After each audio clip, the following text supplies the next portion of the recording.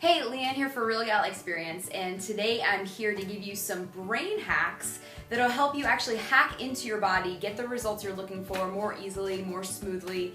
And what I mean by hack is simply what do we know about the nervous system and the brain that if you had that information in front of you, it could actually help you tap into your results and performance potential a lot faster, a lot more efficiently.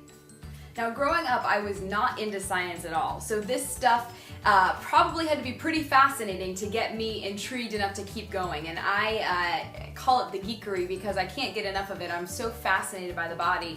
And I just assume that if people heard the information that I'm about to share with you, you'd probably be fascinated as well. Or fascinated, which you'll understand what I mean when I get to my second hack.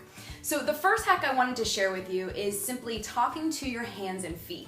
Now, the brain has the most receptors going from your body to your brain in the hands and feet. There's more than 25 joints in the hands and feet versus think about the elbow is just one joint and the knee is just one joint.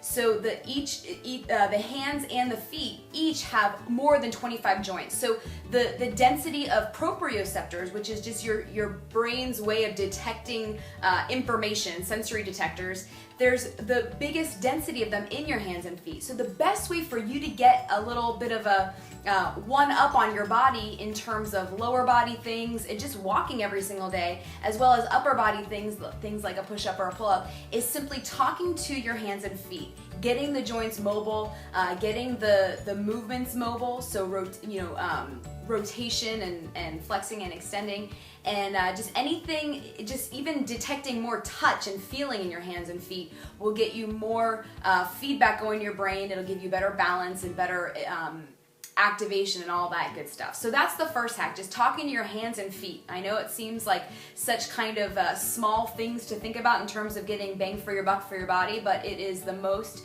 because it's the amount of information that your brain's getting from it, not how big they are. Keep your head out of the gutter.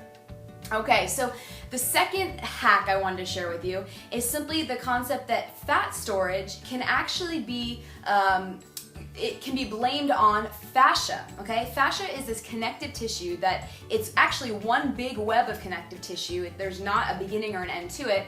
And it's kind of like duct tape, where on one side it's tissue paper thin, but it's duct tape. It'll just stick down to wherever it needs to lay down. And there's a lot of benefits and reasons for fascia forming in your body. But what happens when there's fascia laid down, there's automatically going to be less blood and oxygen going wherever the fascia is, okay? So getting geeky for just a second, in terms of fat mobilization, when your body can actually shuttle the fat from the storage site, it needs something called catecholamines. And forgive my pronunciation if any of you science buffs are big on pronunciation. I'm calling it catecholamines or catecholamines. Potato.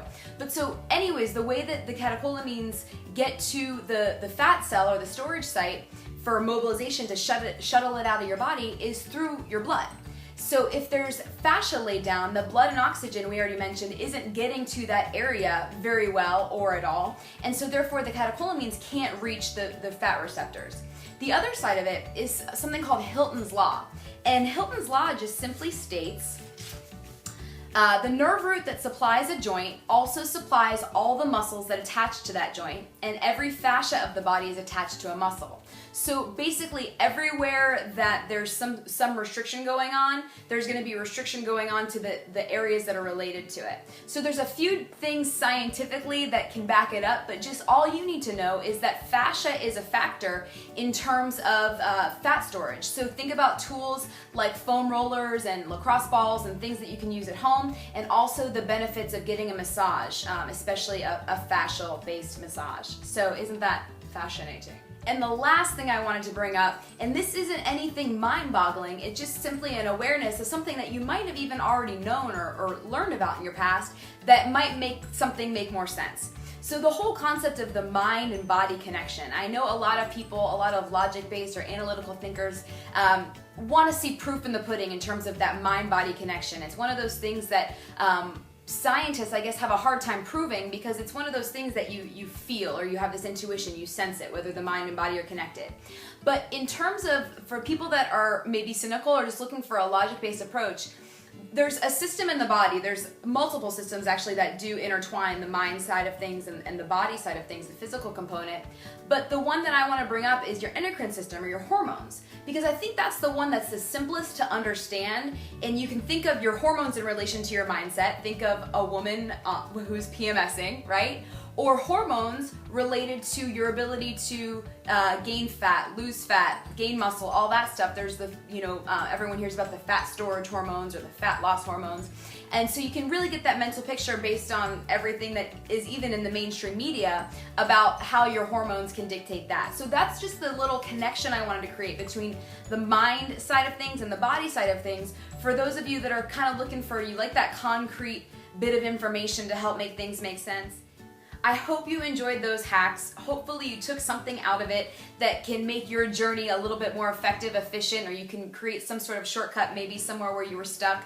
And any movement that you can think of, you can use any of those concepts that I just mentioned for you to help make your journey just a little bit smoother, a little bit easier. So this is Leanne signing out, and I'll talk to you soon.